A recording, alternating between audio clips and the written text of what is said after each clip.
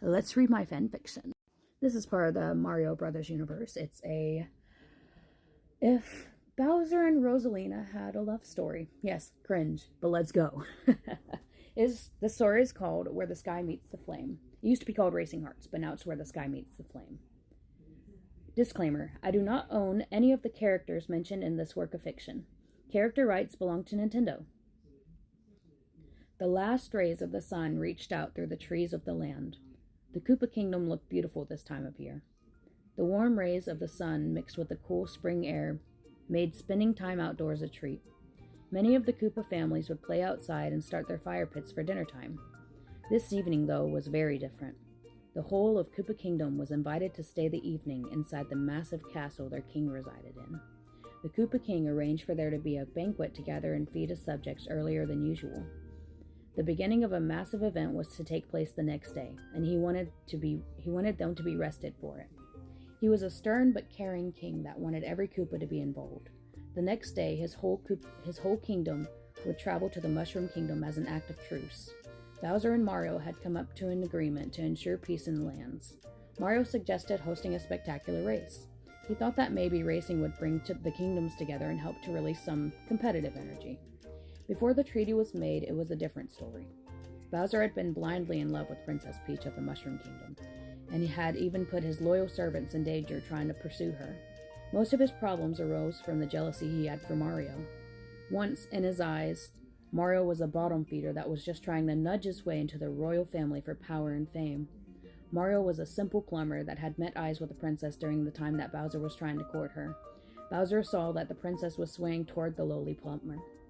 This, in his eyes, ruined the chance at joining the kingdoms together. Bowser came up with a plan that seemed to backfire badly. He kidnapped Peach, hid her away to keep her from falling for the sewer scum. Well, it was too late. The princess had fallen for the little man in red.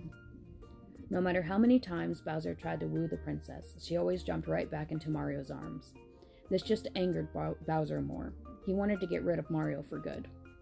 Each time they fought, Mario always won. Mario fought, and they had every opportunity to kill Bowser, yet chose to spare him. After many, many years, Bowser started to see the truth. Peach could never love him, even if he was rid of Mario. Bowser actually started to see that the real problem was not Mario.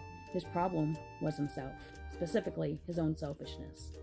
As the king ate at the banquet, he continued to think on the past events. The passing thoughts of his defeats and humiliating past stung to the core. He started to hear a familiar voice, but was still drowning in his thoughts. "Sire, are you hearing me okay?" A magical Koopa elder of the castle worryingly asked. He used his cane to gently tap the king. Yes, Clue. What's bothering you?" he asked in his casual voice. He then turned to speak properly to his advisor. "I was just asking you the same question, sire." "You stiffened up and grew eerily stoic," he said. "My apologies, Clue. I didn't realize what I was doing. I just got carried away thinking about tomorrow and the times before that," he sighed. "My thoughts envelop me often. The past is a cruel reminder of one's place." The old advisor smiled at him. He leaned in and whispered, "My child, don't worry about the king you once were.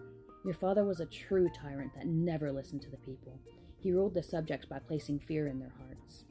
Clue placed his hand on Bowser's shoulder, and a bright yet serious look crossed his aging face. "You, on the other hand, chose to change your ways. The people adore you despite your father," he chuckled, "and your less than perfect adolescent years." Bowser looked away from Clue and around the room. There definitely was a change in the ways his subjects behaved. They were having fun and truly enjoying each other in his presence. This never really happened before Bowser was king. His wise advisor was right once again. An hour or so later, Bowser finished his banquet with a bang, literally. He arranged for a fireworks show for his subjects right after sunset.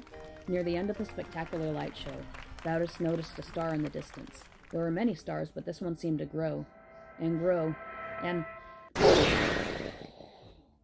the mysterious star crashed into a nearby field. "Was that one a dud?" asked Aguma. "No, you idiot.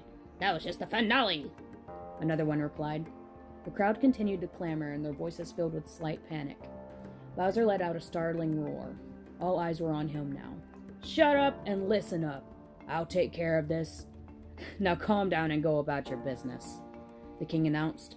He ordered, immediately! Bowser? Clue pleaded. Bowser then said reluctantly, please. Clue nodded in approval. Now, sire, would you like me to accompany you? No, Clue. I'm going alone. I don't want to get any more of my subjects hurt. Bowser growled. Clue sighed in worry as Bowser left to find a Lakita cloud. Bowser still had a lot to learn. Bowser made sure that the area near the kingdom was clear before he flew out to the burning area where the mysterious object landed. He then neared the crash site. He spotted something oddly familiar. Within the crater there lay a woman in tatters. The king got closer to see if the woman was alive. She was a tall woman with long platinum blonde locks. Bowser turned her over and stepped back as he recognized her. This was Rosalina, princess and mother of the stars. Bowser took his royal event robe and wrapped it around her near bare and broken body out of respect for her. He carefully picked her up and carried her back to his castle. He hoped that she wouldn't wake up just yet. If she awoke to the beastly Koopa in front of her, she would surely smack him. He hadn't spoke to her since he tried to take over the universe once. He assumed she still hated him. Clue and a guard shuffled up to Bowser. Soldier, get a doctor, now. Bowser ordered as he got close enough. He tried his best to be quiet. He looked away and back to the guard. Bring the doctor to the infirmary. The red-shelled guard skittered off to the doctor's quarters. Clue stayed silent and accompanied the king. He helped Bowser to gently set her down. She looked so helpless and delicate lying in the white infirmary bed. Her only movements consisted of her breathing. Bowser sat down and let out a sigh of relief. He pondered for a second, then turned to Clue. I found her at the center of the crash. She just fell out of the freaking sky, Bowser muttered in disbelief. This is very curious. Very curious indeed, Clue remarked as he pulled on his beard in thought. They both sat and observed the princess.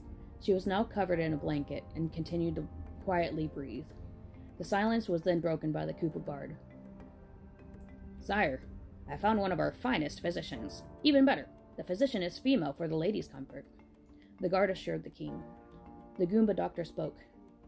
I can handle it from here, your majesty. Now please, go get some rest. The king replied, Thanks, doctor. It's Dr. Plan, sir, she informed him. Update me immediately if her condition changes, Dr. Plan. Yes, sire, the doctor replied. The king hesitated a bit on leaving. He felt very worried that she wouldn't wake up. Also, she usually had her baby Lumas around her at all times. It was very strange to him for her to be without them. They were like her children. If he lost his son Junior, then he would go on a rampage to get him back. Bowser decided to check in on his son before heading to his room. He barely stepped into the sunrooms before the floorboard creaked loudly. Clue? Junior asked. Twerp, Bowser replied. Junior snickered. Hey, Dad! I knew it was you. Clue wouldn't have been so loud like you, dummy. Junior looked up from bed. Anyways, what happened? Did you find a bomb? You've been super weird ever since that thing dropped out of the sky, he questioned. Bowser's face tightened. Well, there was a lady in the crater where it landed. Junior interrupted. Oh, so a lady got hit by... Let me finish, child! Bowser raised his voice slightly. It was Rosalina, and I think she lost her Lumas because there were none with her. Something's fishy about all this. All that aside, she's unconscious and possibly hurt bad. This occurrence could risk our truce with Mario in the Mushroom Kingdom. Junior furrowed his brows. Dad, why do you like those mushroom-loving idiots so much? We could have crushed them eventually. Bowser shushed Junior. We spoke about this, and my decision is final. Time for bed, son. Junior turned back over reluctantly and got in his sleeping position. Bowser left to his own sleeping quarters. Okay, well, that's it. It's a long video, but if you stayed, you stayed. If you didn't, you didn't. Y'all have a great day. Bye-bye.